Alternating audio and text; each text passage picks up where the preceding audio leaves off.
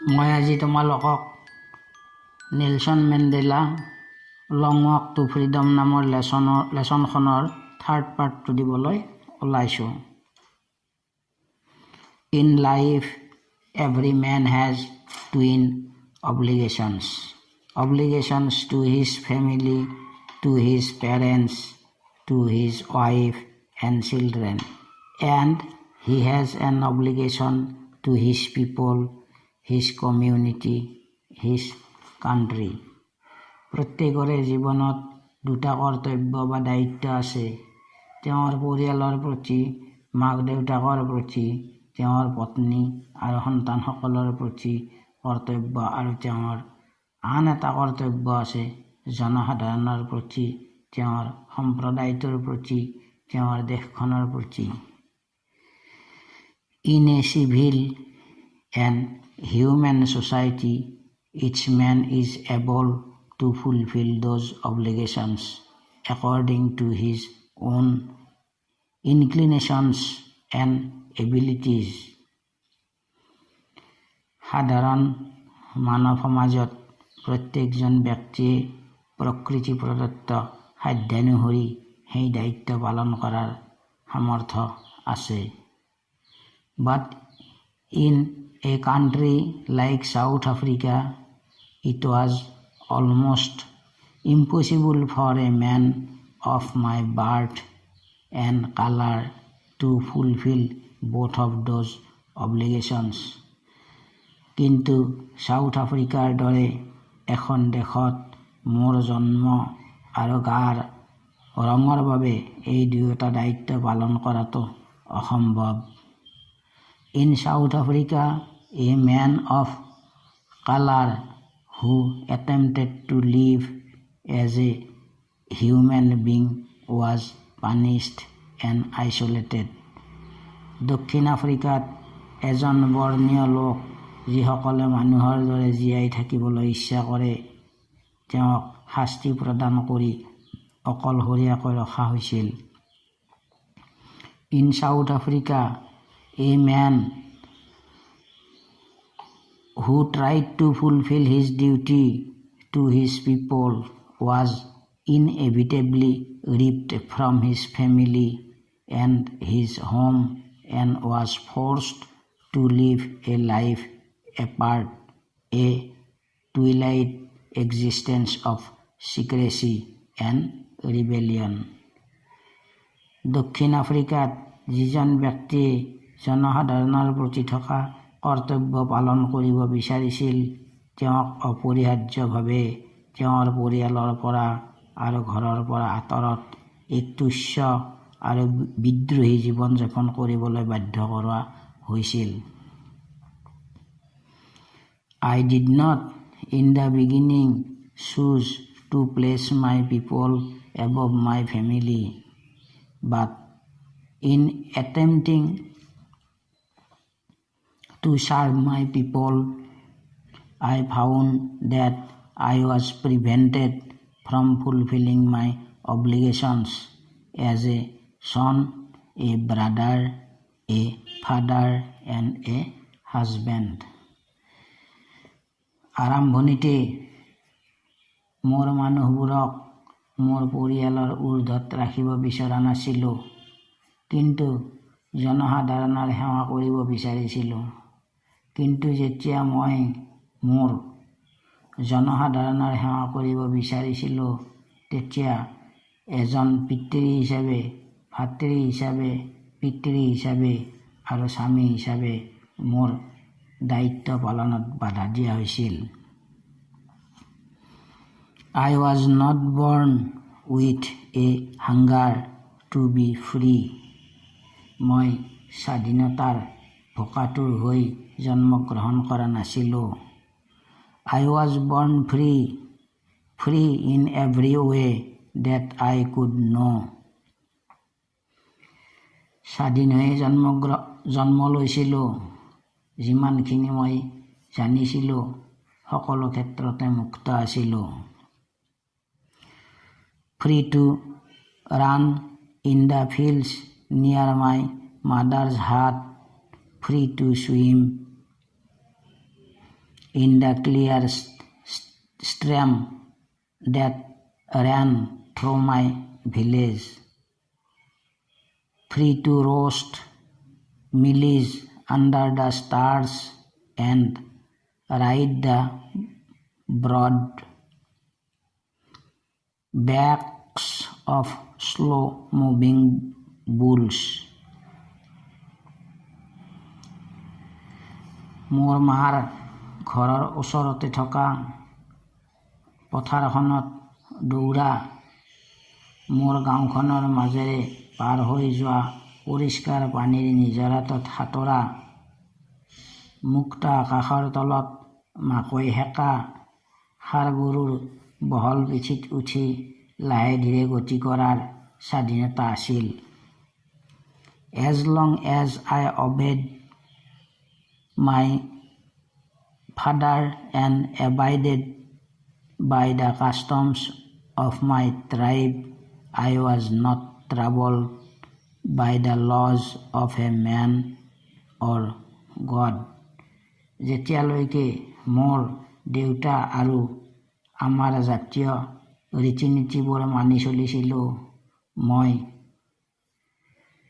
মানুহৰ অথবা ভগৱানৰ আইনৰ পৰা আমনি পোৱা নাছিলোঁ। It was only when I began to learn that my boyhood freedom was an illusion, যেতিয়া মই জানিব পাৰিছিলোঁ ল'ৰালি কালত পোৱা স্বাধীনতাটো প্ৰকৃততে আচল স্বাধীনতা নাছিল। When I discovered as a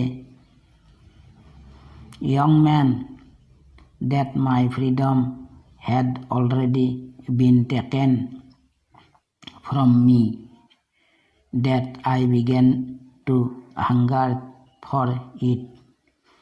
তাৰ পাছত জানিব পাৰিছিলোঁ যে মোৰ স্বাধীনতা ইতিমধ্যে লৈ যোৱা হৈছে। তেতিয়াৰ পৰা মই স্বাধীনতাৰ প্ৰতি ভোকাতুৰ হ'বলৈ আৰম্ভ কৰিছিলোঁ। At first, as a student, I wanted freedom only for myself, the transitory freedoms of being able to stay out at night, read what I please, and go where I choose. প্ৰথমতে ছাত্ৰ হিচাপে মই স্বাধীনতা বিচাৰিছিলোঁ অকল মোৰ নিজৰ বাবে। খন্তেকীয়া স্বাধীনতা হিচাপে নিশা বাহিৰত কটোৱা, যি ভাল লাগে তাক পঢ়া, যলৈ ইচ্ছা তালৈ যোৱাৰ স্বাধীনতা পাইছিলোঁ। Later, as a young man in Johannesburg, I yearned for the basic and honorable freedoms of achieving my potential, of earning my keep, of marrying and having a family, the freedom not to be obstructed in a lawful life. পাছত ডেকা বয়সত জোহান্সবাৰ্গত সন্মান সহকাৰে উপাৰ্জন কৰি দৰকাৰী প্ৰয়োজন পূৰণ কৰা, বিয়া কৰোৱা আৰু পৰিয়াল গঢ়াৰ ইচ্ছা কৰিছিলোঁ। আইনগতভাৱে এইবোৰ ক্ষেত্ৰত বাধা দিয়া নাছিল। But then I slowly saw that not only was I not free, but my brothers and sisters were not free. কিন্তু পিছত লাহে ধীৰে জানিব পাৰিছিলোঁ যে মইতো মুক্ত নহয়, লগতে মোৰ ভাই ভনীসকলো মুক্ত নাছিল। I saw that it was not just my freedom that was curtailed, but the freedom of everyone who looked like I did,